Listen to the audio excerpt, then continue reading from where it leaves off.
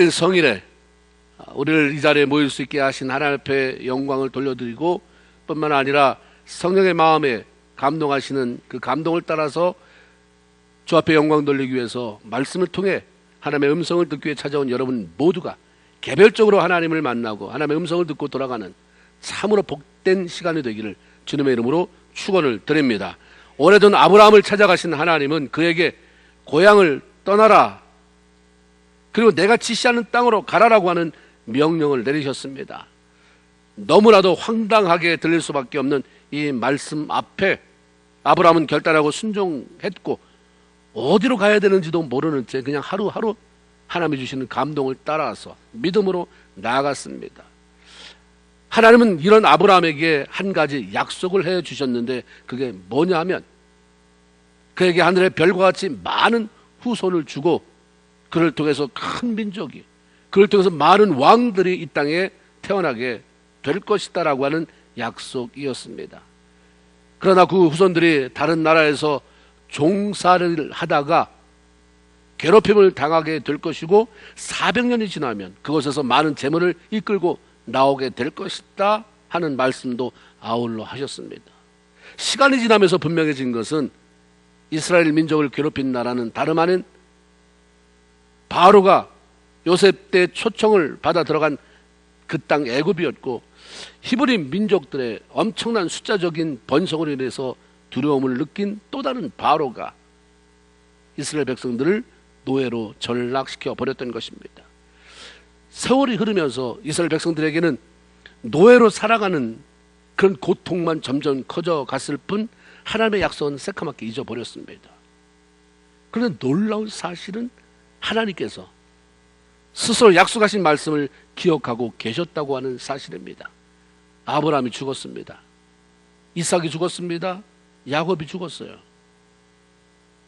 그리고 크게 성공해서 모든 가족들을 애굽으로 초청 이민 오게 했던 그런 요셉도 다 죽었어요. 다 죽었습니다.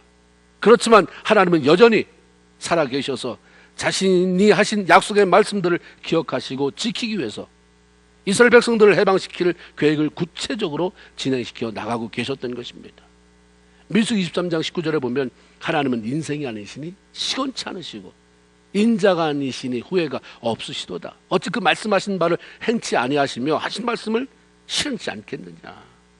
사무엘상 15장 29절에 이스라엘의 지존자는 스스로 계신 그 하나님은 거짓이나 변개함이 없으시고 이랬다 저랬다 자기 입속 차리느라고 거짓말시키는 그런 분이 절대 아니고, 그런 사람이 아니므로 결코 변개치 아니하신다 말씀하셨습니다. 하나님은 민족적으로 거창하게 맺은 약속만이 아니라 작고 연약한 개인과 맺은 약속, 저와 여러분과 맺은 약속도 신실하게 지키시는 그런 분이십니다. 그분은 우리가 예수 그리스도를 개인의 구주로 내 삶의 주인으로 모셔드리기만 하면 자녀 삼아 주시고 천국 백성 삼아 주시겠다고 약속하셨고, 말씀을 통해서 세상 끝날 때까지 네가 이 땅에 사는 동안 내가 너와 함께 주겠다라고 하는 약속 들려주셨습니다. 우리를 향한 하나님의 약속을 기억할 수만 있어도 우리 인생은 엄청나게 부유한 삶을, 엄청나게 복된 삶을 살아갈 수가 있고, 하나님의 약속을 기억하는 것만큼 우리가 누릴 수 있는 것이 많아지는데, 여러분 말씀을 들으면서, 여러분 성경을 읽으면서 나에게 들려주신 하나님의 약속이 무엇인가를 찾고 그걸 누리며 살아가는 귀한 성도들이 다 되기를 주님의 이름으로 축원을 드립니다. 하나님은 믿음의 조상들과 맺은 언약을 지키기 위해서 때가 가까이 다가오자 400년이라고 했으니까 점점 그때가 가까우니까 주님이 이제 일을 시작합니다. 모세를 준비시키셨고 그를 바로 앞에 내세우셨습니다. 그리고 당당히 가서 내 백성을 이 땅에서 내보내라고 하나님이 하신다라고 얘기했어요. 그래서 그대로 요청했지만 악하고 고집불통인 바로는 하나님을 무시하고 오히려 이스라엘 백성들에게 노동만 더 가혹하게 그렇게 시키면서 분노를 표출했습니다. 하나님은 모세와 아론을 통해서 바로에게 지팡이가 변해서 뱀이 되게 하셨고, 이를 따라한 애굽의 술사들도 같이 했지만 그 생겨난 뱀을 아론이 지팡이를 통해서 만들어낸 뱀으로 삼켜버리게 만들었습니다. 바로라고 하는 존재는 결단코 하나님을 대적할 수 있는, 하나님과 대적할 수 있는 대상이 되지 못한다는 사실을 경고하신 거죠. 그런 사실을 분명히 보여주셨는데도 바로가 얼마나 사악한지, 얼마나 고집이 센지, 얼마나 완악한지 하나님의 말씀을 거역하고 무시합니다. 결국 본격적으로 하나님께서 애굽 땅에 전무후무한 재앙들을 쏟아 부으기 시작합니다. 그로 인한 고통이 애굽 땅에 넘쳐났지만 그럼에도 바로는 이스라엘 백성들을 보내지 않습니다. 결정적으로 손을 들지 않으면 안 될 장자의 죽음이라고 하는 10번째 재앙, 마지막 재앙이 쏟아지기 전까지 바로는 버텼어요. 버틸 게 따로 있죠. 우리 예수 믿는 사람이 버틸 게 따로 있는 것입니다. 믿음을 지키기 위해서는 목숨 걸고 버텨야 되지만 하나님이 아니라고 하는 일에 그렇게 완악하게 고집부리며 버텨내는 것은 계속되는 손해, 넘어짐에 또 넘어짐, 망함에 망함을 재촉하는 것이 된다라고 하는 사실을 우리에게 보여줍니다. 애굽에서의 해방이 죄에서 구원받아 하나님의 백성이 되는 것이라고 볼 때에 바로는 해방을 시킴으로 단 한 명이라도 구원받아서 하나님의 백성이 되게 만들 수 없다라고 생각했기 때문에 몸부림치는 그런 사탄의 모형인 것입니다. 하나님은 해방시키려고 하고 바로는 절대로 놓아줄 수 없다고 이 핑계 저 핑계 대면서 그 수많은 재앙의 그 폭격을 맞으면서도 안 된다. 내가 이 생명 하나님 앞에 버릴 수 없다. 내 손에서 죽여버리겠다. 그러니까 어쩔 수 없이 영적인 전쟁이 일어날 수밖에 없는 것입니다. 한 생명을 살리는 것은 이렇게 치열한 거예요. 그래서 우리가 참 생명을 살리는 교회가 되려면 기도하는 사람이 많아야 돼요. 기꺼이 어떤 대가를 치르고서라도 영적인 전쟁에 가감 돌입해서 그래서 하나님이 기뻐하는 모습을 볼 때까지 무릎으로 살아가는 사람이 많아져야 되는데 그 중에 한 사람이 여러분이 되기를 주님의 이름으로 축원을 드립니다. 하나님은 첫 번째 재앙으로 애굽의 젖줄이라고 부르는 나일 강을 피바다가 되게 만들어 버렸지만 마음이 강팍해진 바로는 고집을 부리며 모세를 통해 내 백성을 보내라고 하시는 하나님의 말씀을 한마디로 무시해 버립니다. 그러자 하나님은 계속해서 하나님은 무궁무진하죠. 버텨내는 바로가 힘들지 하나님의 재앙을 뭐 엮어내려고 하면 수도 끝도 없어요. 그래 그럼 다음번 하지. 그래 또 다음번 하지. 계속해서 재앙을 내렸는데 오늘은 그 중에 일부를 살펴보면서 하나님께서 바로에게 내린 애굽에 내린 재앙을 통해서 우리가 무슨 음성 듣기를 원하는가. 그 음성 우리 귀를 기울여 보기를 원하는 거죠.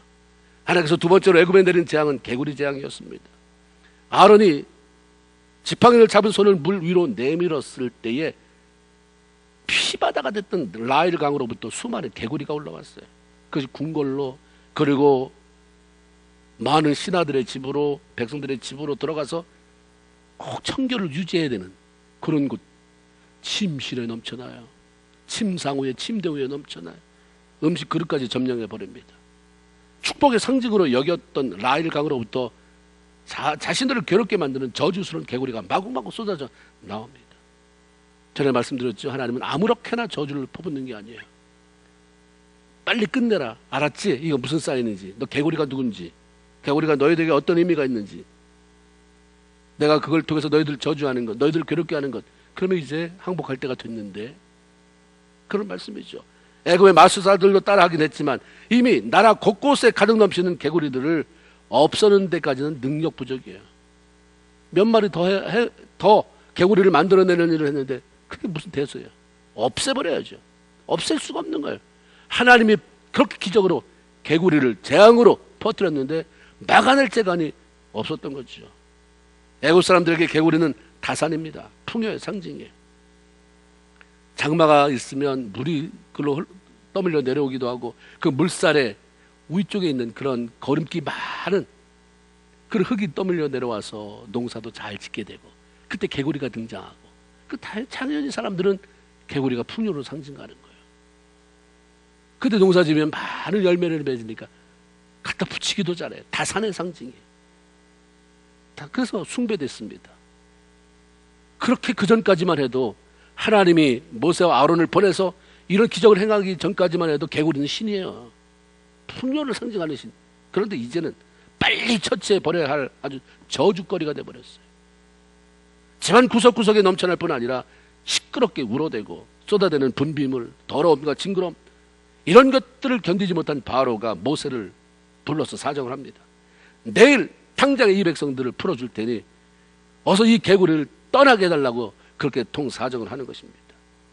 모세가 하나님께 기도할 때 하나님이 들으시고 개구리 재앙을 멈췄다고 했습니다. 그랬더니 그 다음에 어떻게 됐습니까? 바로가 원하는 대로 개구리가 다 물러갔더니 자기가 약속한 말을 지켰습니까? 아니에요. 개구리가 다 물러간 이후에 바울의 마음이 어떻게 바뀌었는지, 그가 어떻게 행동했는지 출애굽기 8장 15절에 이렇게 기록합니다. 그러나 바로가 숨을 쉴 수 있게 됨을 보았을 때에 그의 마음을 완강하게 하여 그들의 말을 듣지 아니하였으니 여호와께서 말씀하신 것과 같더라. 이미 알고 계셨어요. 이것은 바로라고 하는 사람만이 아니라 신앙생활하는 우리 모든 사람들에게 나타나는 보편적인 행동, 보편적인 모습이다, 이런 거죠. 지금 아시죠? 지금 굉장히 기도하지, 이번 한 번만 넘어가게 해달라고, 살려달라고 하지, 숨 쉬게 되면 어떻게 바뀔지 난 알고 있다, 제 편한다. 삶이 고통스럽고 힘들 때, 당장 해결해야 할 어려운 문제들을 가지고 있을 때, 넘어가야 할 장애물들이 놓였을 때 우리는 하나님 앞에 바로처럼 말해요. 이 문제라고 하는, 내 아픔이라고 하는, 사업이라고 하는, 자녀라고 하는 이 개구리가 더 이상 나타나지 않게 하고 그거 좀 스톱시켜주세요. 다 제거시켜주기만 하면 하나님 무슨 말씀을 하시는지 듣겠습니다. 예수 잘 믿을게요. 하나님 기도 많이 하겠습니다. 예배 시간 철저히 지키죠. 내가 하나님. 개구리가 없어졌어요. 숨을 쉴 수 있을 만하게 됐어요. 숨통이 막혔던 게 트이게 됐습니다. 그러면 너무 쉽게 마음이 변해요. 이 얘기가 옛날 얘기 뭐하러 집어넣겠어요? 그때 바로가 했던 말 여전히 내 백성이 그대로 하고 있다. 그때는 바로가 그 말했지, 오늘은 예수 잘 믿는다고 말하면서 하나님을 부르는데 그렇게 사는 사람이 너무 많다. 숨통이 트이면 어떻습니까? 숨통이 막혀본 적 있죠? 헐떡헐떡 돼서 어떻게 될지 모를 때 이 숨통만 좀 열어주세요 했는데 열렸어요. 그 개구리가 물러갔어요. 우리는 항상 미안한 마음이 있어서 그냥 하나님 숨통 좀 물러가게 해주세요, 개구리 좀 물러가게 하세요, 이렇게 말 못해요. 이상한 마음이 있어서 꼭 뭘 갖다 붙이죠. 그러면 하나님도 이렇게 하겠습니다, 이렇게 하겠습니다, 조건을 걸어요. 하나님 그렇게 말하라고도 한 게 아닌데 자기가 알아서 그럼 빨리 들어줄 것 같으니까 하나님 이거 개구리 물러가면 이렇게 하겠습니다. 근데 문제는 자기가 말해놓고 자기가 안 지킨다는 거예요. 하나님은 언제 그런 말 하라고 하지 않았는데도 내가 급하니까, 내가 아쉬우니까, 내가 빨리 나야 되니까, 내가 빨리 이거 극복해야 되니까, 내가 빨리 이거 넘어가야 되니까, 이 문제 해결해야 되니까 하나님 이렇게 해주죠.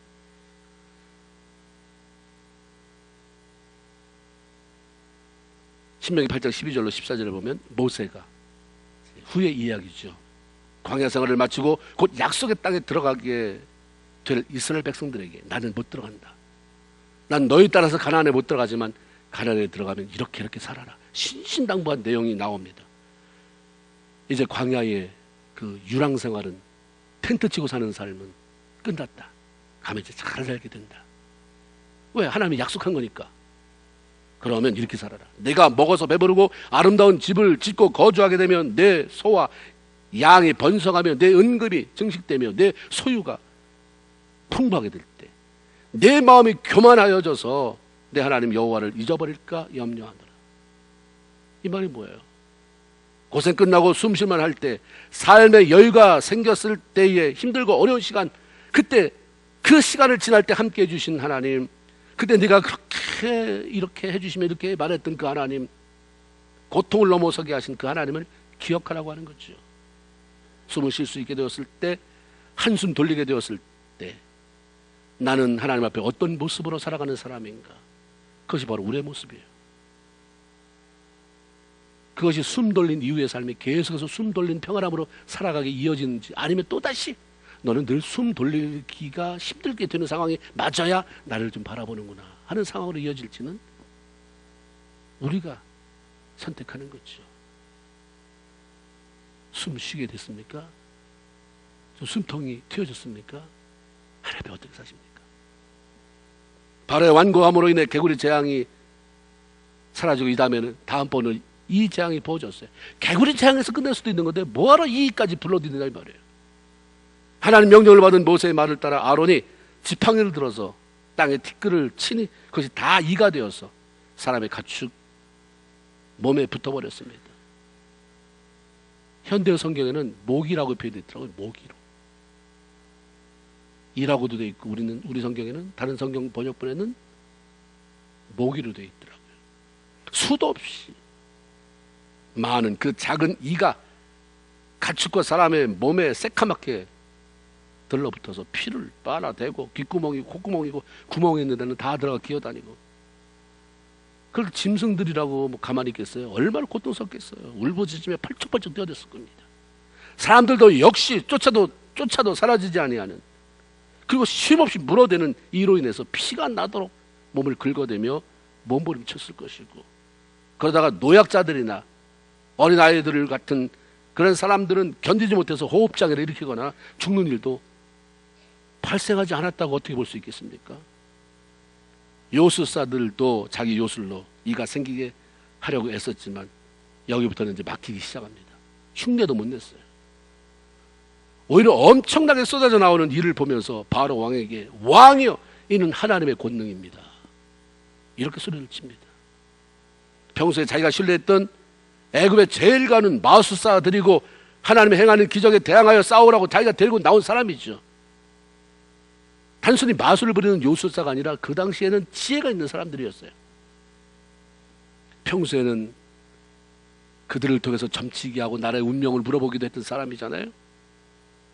그들이 이 재앙에 대해서 우리는 포기한 거죠. 우리는 안 된다, 흉내도 못 낸다, 이건 하나님이 능력을 행하는 일이다라고 말했다고 한다면 최소한 그 왕이 그 말을 귀담아 듣고 좀 인정을 했어야 됐어요.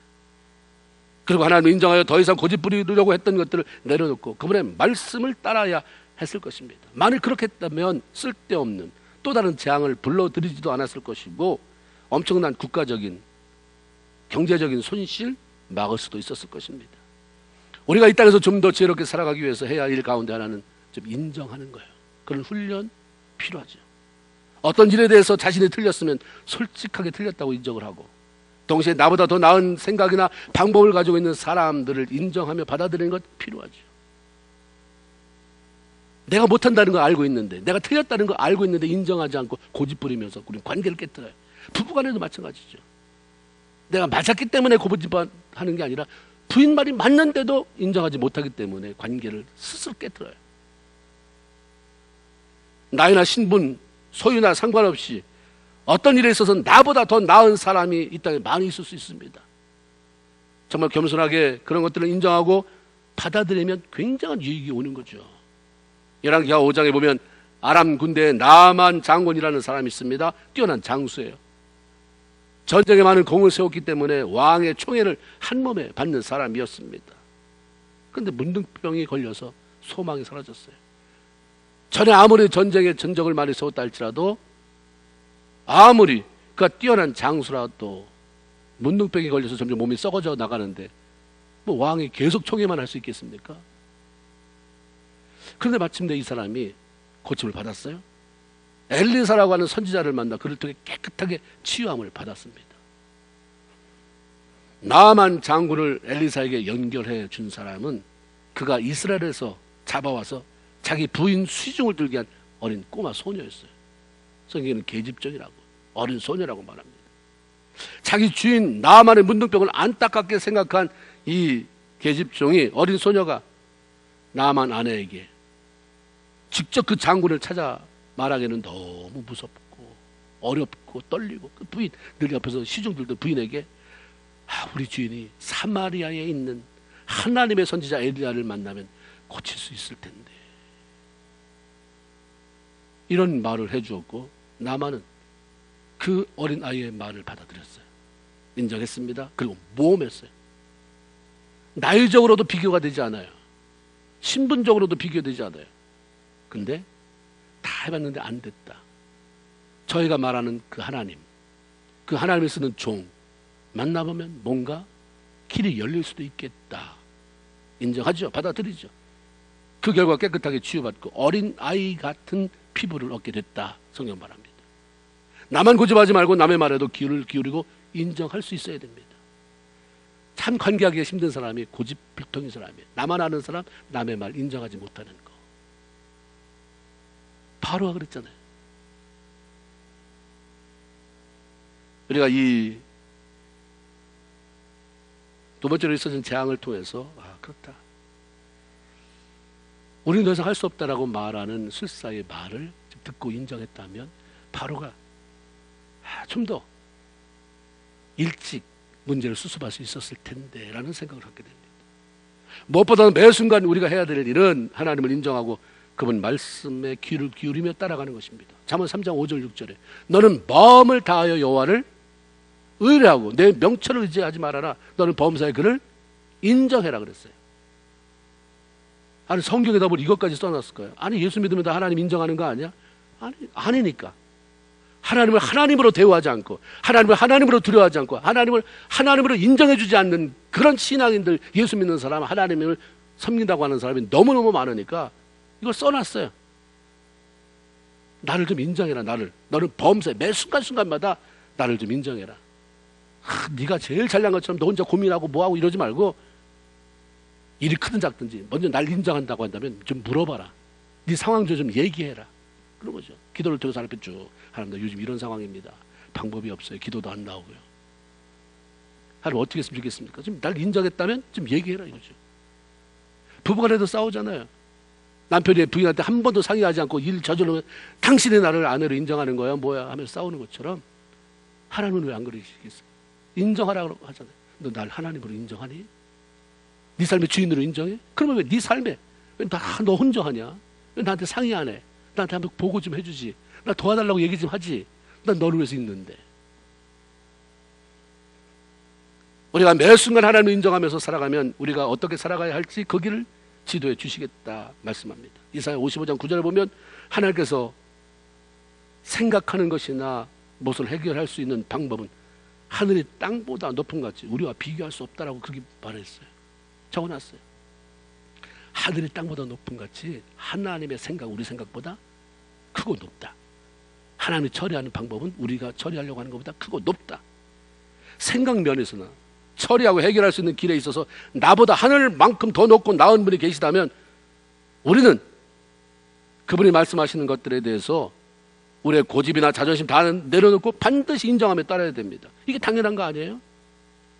여러분이 뭘 하려고 하는데 잘 이런 거 아닌가 잘 모르겠어요.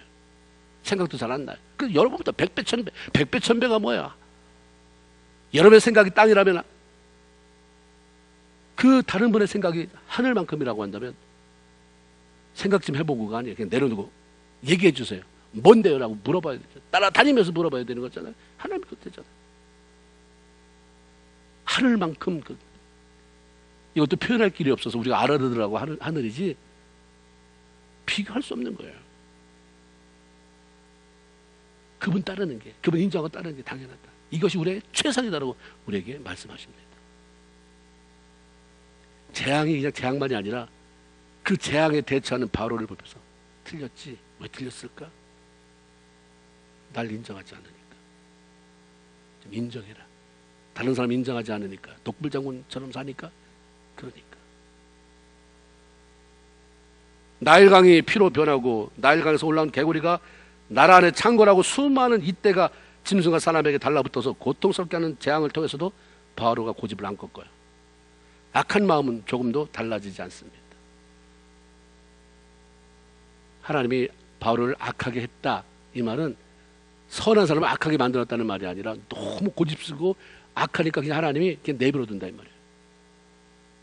우리도 하나님이 자꾸 말하는데 권면하는데 사람을 통해서 권면하고 아니면 환경을 통해서 권면하는데 그냥 고집 세우면 그냥 내버려둬요. 내가 어느 순간에 어려움을 당하든 뭐하든 내가 깨달을 때까지 그냥 세워라 내버려둡니다. 그래서 이 바울에게 있어서 참 저주스러운 게 하나님 내버려둔 거예요. 악한 마음 그냥 내버려. 그 한 번 더 있는 대로 해봐라. 있는 대로 고집 부려보고 있는 대로 불순종하고 분노하고 되돌아봐라. 그럴수록 고통은 바울의 몫이에요. 그럴수록 손해는 바울의 몫이었어요. 이 재앙에도 포기하지 않으니까 하나님 이번에는 다시 한번 재앙을 내리는데 파리 때 24절에 무수한 파리가 바로의 궁과 그의 신하 집과 애굽 온 땅에 이르니 파리로 말미암아 그 땅이 황폐해졌더라. 이렇게 성경 기록하고 있습니다. 무수한 파리라고 하는 것은 그 숫자를 헤아릴 수 없을 만큼 엄청나게 많은 파리 때를 의미하는 거죠. 여러분 옛날에 시골에 가보면 시골에 살아가는 분들은 일상적으로 봤겠지만 집안에 다 돼지우리도 있고 그 안에 소 외양간도 있고 밥상머리에 사람이 앉아서 이러지 않으면 까만 부재기 덮는 것 같아요. 그래서 한번 이렇게 보고 휙 날아가잖아요. 그만큼 파리가 많았어요. 파리가. 그것만 해도 징그럽고 그런데 생각해 보세요. 밥상만 있는 게 아니라 온 공간에 다 떠다녀요. 왕국이나 신하의 집과 애굽 온 땅에 가득 찬 파리 때가 깨끗한 그런 것만 골라 다녔겠습니까? 여기저기 화장실부터 시작해서 시궁창 다 날아다니면서 더러운 곳에 앉았던 그것들이 음식물 위에 시커멓게 덮고 있고 사람들의 얼굴이나 드러난 피부에 붙어서 병을 유발하기도 했을 것입니다. 농작물을 손상시키니까 황폐해졌어요. 사람의 마음도 황폐해지고 환경도 황폐해지고. 그런데 놀라운 것은 22절에 보면 하나님께서 내 백성이라고 말하는 이스라엘 백성들이 살아가고 있던 지역은 파르에 인한 피해가 전혀 없었다라고 얘기합니다. 이스라엘 백성들이 애굽 사람보다 뭘 이렇게 잘했기에 애굽 사람은 파르 때로 뒤덮여서 고통 중에 있는데 이스라엘 백성들은 왜 그 파리의 재앙을 받지 않았을까? 뭘 잘해서가 아니라 하나님의 백성이 되었기 때문입니다. 하나님이 그를 선택했기 때문인 것입니다. 우리가 뭘 잘해서 천국 가는 거 아니에요. 예수 믿고 구원받기 때문에. 아멘입니까? 그래서 예수 안 믿고도 여러분보다 더 도덕적으로 윤리적으로 아주 그리고 관계도 잘하는 사람들 얼마든지 많아요. 하나님은 그거 중요하지 않다. 일단 구원받고 다음에 그거예요. 구원받고 나서 이 성품의 변화가 있어져야 되는데 구원받지 못하고 돌 닦듯이 나만 열심히 한다고 해서 천국 가는 게 아니다 이 말입니다. 그래서 우리가 예수 믿는 사람이 예수 믿는다고 다야 이런 말 다 따라하세요. 예수 믿으면 다다. 너무 쉽게 예수 믿으면 다야 그 꼴로 살아가죠. 우리는 예수 믿어도 항상 천국 갈 때까지는 구원받은 죄인이에요. 자주 넘어지고. 그래서 우리에게 하나님이 주신 특별한 선물이 뭐냐면 회개예요. 다시 또 회개하면 다시 그래 일어서. 그래서 의인은 몇 번 넘어져도 7번 넘어져. 7번은 수도 없이 많이 넘어져도 그 다음에 또 일어난다. 회개하고 지금 살려주세요. 용서해 주셔서 감사합니다. 이렇게 살아가는 것이라고 하는 거지요. 하나님은 자기 것에 대해서는 아주 귀하게 여기시고 철저하게 보호하시는 분입니다. 우리가 예수 믿고 구원받아서 하나님의 자녀가 되었다고 하는 것은 이런 면에서도 엄청난 특권입니다. 하나님 것 됐다고 하는. 우리가 하나님 나 좀 도와주세요 안 해도 내가 하나님의 자녀가 된 순간, 하나님의 것이 된 순간 하나님은 자기 자존심, 이름의 명예를 걸고 우리를 보호하시는 분이에요. 그 당당함을 가지고 우리가 믿음으로 승리하며 살아가야 되는 거죠. 파리 재앙으로 견딜 수 없어 하던 바로가 모세를 불러요. 그리고 원하는 대로 이스라엘 백성들이 하나님께 제사를 드리도록 해주겠다는 말을 합니다. 그러니 빨리 이 파리 때 좀 쫓아달라. 이 징글징글한 것들을 빨리 왕궁에서 집에서 다 좀 쫓아내달라. 그런데 바로는 모세에게 이스라엘 백성들이 하나님께 예배하러 광야로 갈 것이 아니라 애굽 땅에 머물면서 예배드리면 어떻겠느냐. 여기 머물러라. 하나님 앞에 예배한다는데 뭘 거기까지 나가느냐. 여기서 예배해라라고 말해요. 그때 모세가 바로 왕에게 밝은 화를 내면서 말합니다. 애굽 백성들은 하나님 예배하는 것을, 하나님 앞에 제사하는 것을 싫어하므로 만일 우리가 이 땅에서 제사하는 것이 그들 눈에 띄면 그들이 미워해서 돌로 칠 것이 아닙니까? 그럴 수 없습니다. 우리는 나가야 됩니다. 그러니까 마지못해 그래? 그럼 광야로 나가라. 그러면서 멀리는 가지 말라라고 하는 단서를 붙입니다. 28절에 너무 멀리는 가지 말아라. 왜 그렇습니까? 그동안 들었던 정이 너무 보고 싶을 것 같아서 그렇습니까? 뭐 때문에 그러겠어요? 가까이 나가야 마음 변했을 때 또 다시 쫓아가서 잡아올 거 아니에요. 다시 잡아들일 거 아닙니까? 그걸 기회를 만들기 위해서 멀리는 나가지 말아라. 가까이 거기 있어라라고 얘기합니다. 엄청난 재앙들이 연거푸 부어지는데도 불구하고 바로가 하나님의 말씀대로 이스라엘 백성들을 해방시켜주지 아니하고 계속해서 고집부리며 붙잡아 두고자 하는 이유는 그 땅 노예로 많은 노동력을 제공해 왔던 이스라엘 백성들을 놓치고 싶지 않기 때문입니다. 저것들 다 내보내면 장정만 60만이니까 60만의 인력 생각해 보세요. 60만의 장정, 그것도 군대 나갈 나이가 되는, 그래서 그 밑에 아이들부터 시작해서 노약자 다 하면 64, 23, 240만 명? 하여튼 엄청난 숫자, 그 노동력 뺏기고 싶지 않은 거예요. 욕심 때문입니다. 지금 나라가 재앙으로 인해 망가져가고 있는데도, 망해가고 있는데도 불구하고 바로는 욕심을 버리지 못한 거예요. 잘못하면 목숨을 잃어버릴 상황 속에서도 정말 살려고 한다면 자신의 욕심을 포기하고 버려야 되는데 끝까지 그놈의 미련. 이스라엘 백성들은 자기가 지금 쥐고 있는 것은 불덩이를 쥐고 있는 거예요. 화약을 품고 있는 거거든요. 빨리 내보내야 되는데 하나님의 폭탄을 터뜨리죠. 더한 폭탄으로 터뜨려서 나라가 완전히 망하기 전에 내보내야 되는데 미련 때문에 그걸 못 놓는 거죠. 욕심이 또 다른 재앙을 불러들였고 고통스러운 삶으로 몰아넣었습니다. 여러분 잘 아시는 것처럼 창세기에 소돔과 고모라가 죄악으로 불심판을 받게 되었을 때에 하나님은 모세의 중보 기도를 들으시고 모세 그 아브라함의 중보 기도를 들으시고 아브라함의 조카 롯의 가족을 도피시켰어요. 그 기회를 줬습니다. 그래서 심판을 면할 수 있도록 빨리 나가라고 했어요. 한 가지 조건은 빨리 가되 뒤돌아보지 말아라. 뒤 바라보면서 연연하지 말고 앞으로 달려가라. 그런데 롯의 처는 삶과 죽음의 기로에서 사는 쪽을 향해서 부지런히 달려가야 될 거 아니에요. 거기서 뭘 바라겠어요.